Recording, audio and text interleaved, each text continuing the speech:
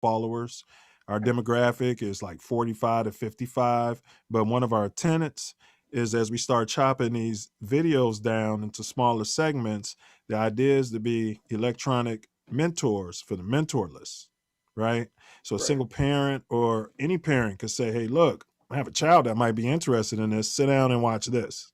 So that's one of our goals. So just so you don't think I'm just prying in your business. So No, all good.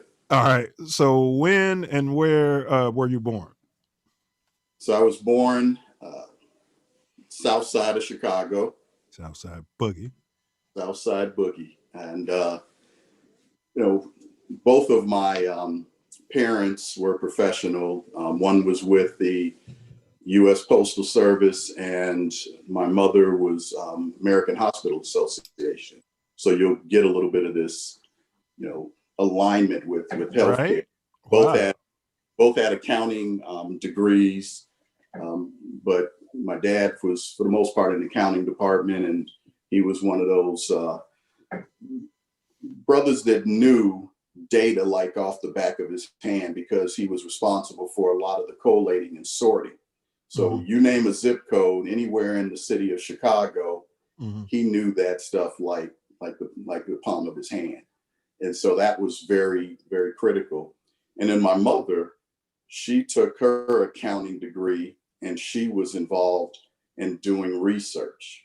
And so she published a number of all of the beds, hospitals, the chronic acute rates, all of that type of information and data.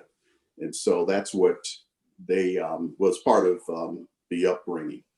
I have a younger brother that's about a couple of years younger than me, but we both grew up, went to Catholic schools.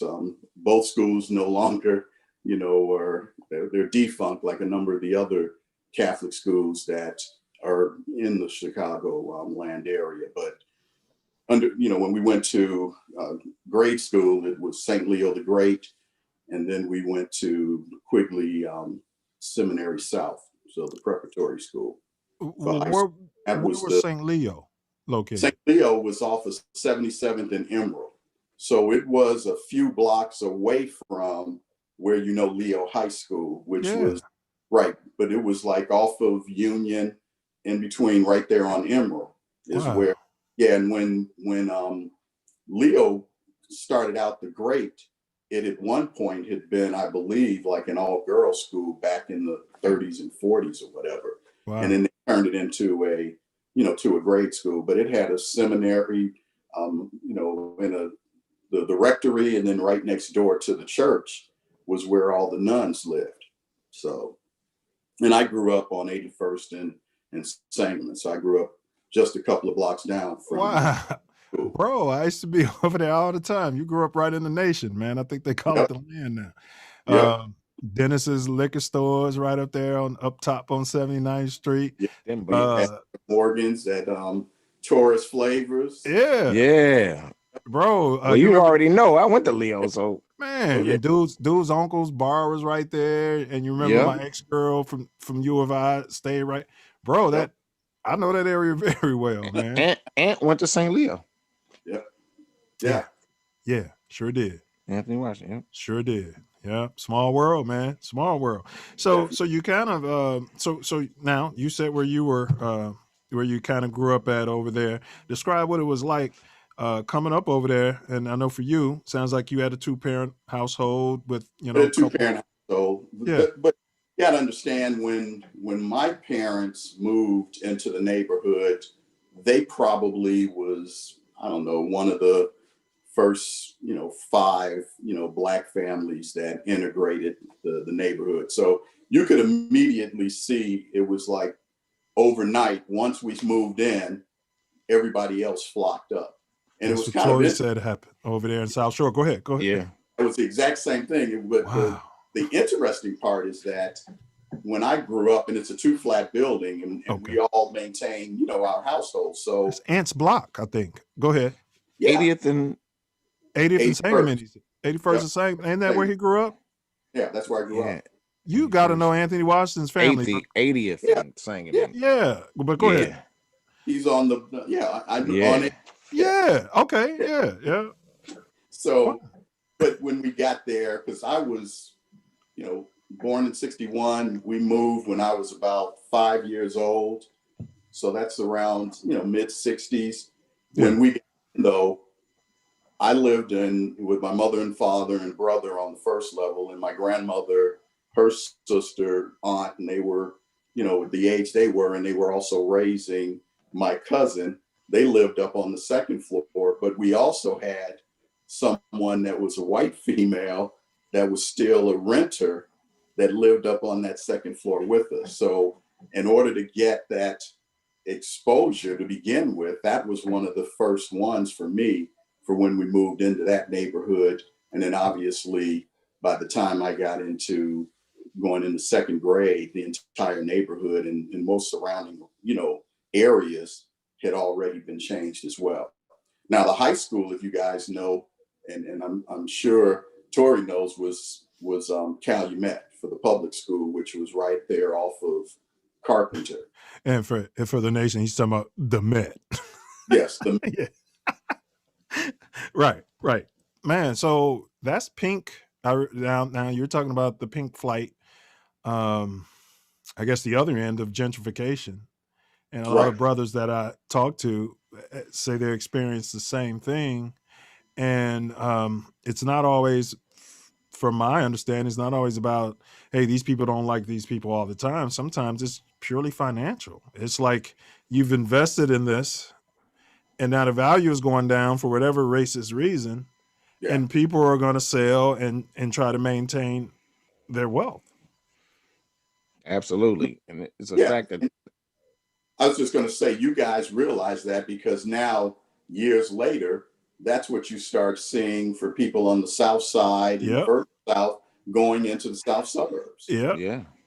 And then those people in the south suburbs either coming back to the city or moving out further. Yeah. And when are we going to stop? When are we going to stop, people? We're people. We're all one. All right, but it's that's not him talking. That's me talking. So now I want to ask, talk to us about your parents, maybe your elders.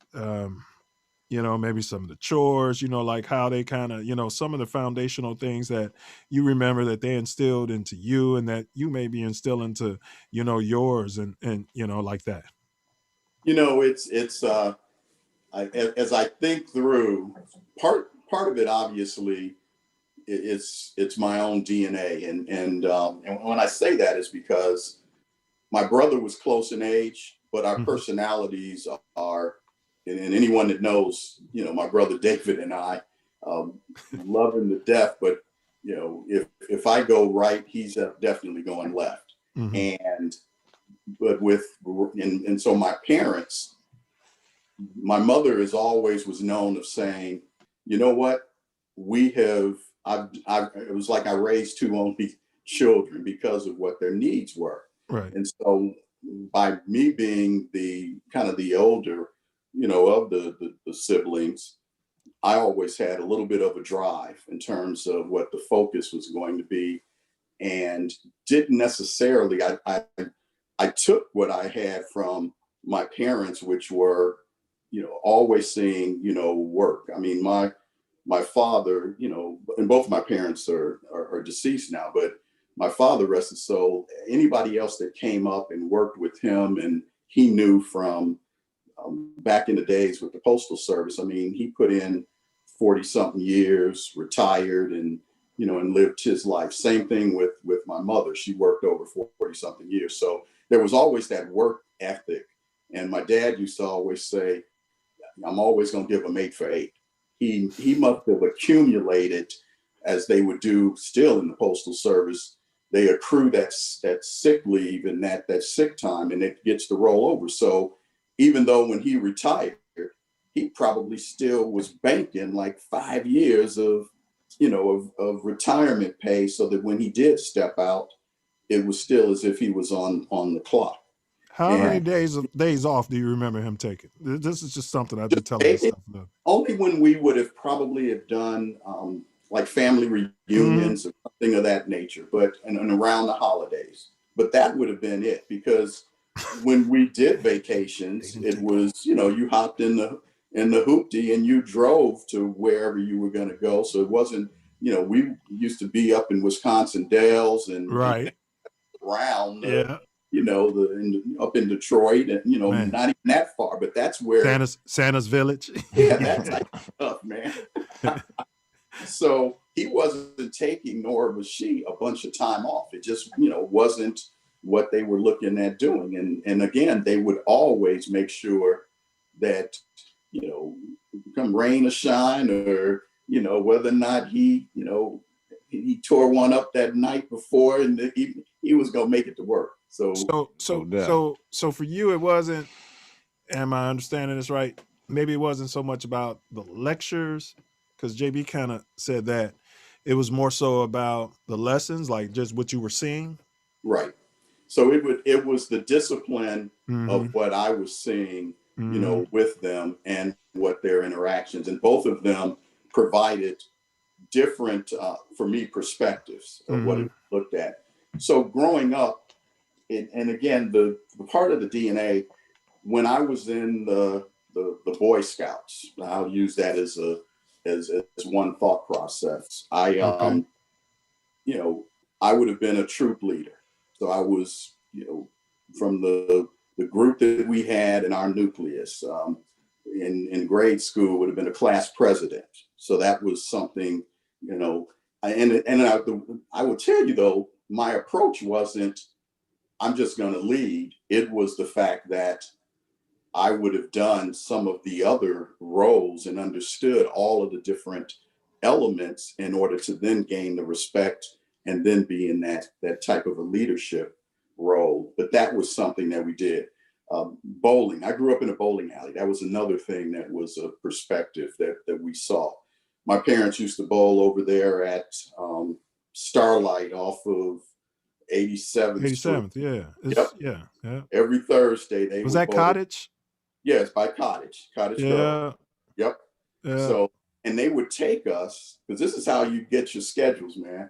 We would grow up and hamburger night would be on a Thursday, because you could get that prepared quickly, get the hamburger, fries, and then they could load us up, and then we'd be sitting there, my brother and I, either studying in the back while they were bowling that, on a Thursday night league, both my parents. And so that togetherness was a part of that kind of upbringing. And so I bowled, throughout grade school, high school, and even into college at Illinois. And so, because it was always a part of the DNA. And then after I even graduated and came back to Chicago and lived and got married, our family still bowled on Saturdays at Evergreen Park. All this stuff is gone now. So it used to be Evergreen Park over there at 95th Street by the, by behind the plaza. Right. Yeah. Became Ever Black.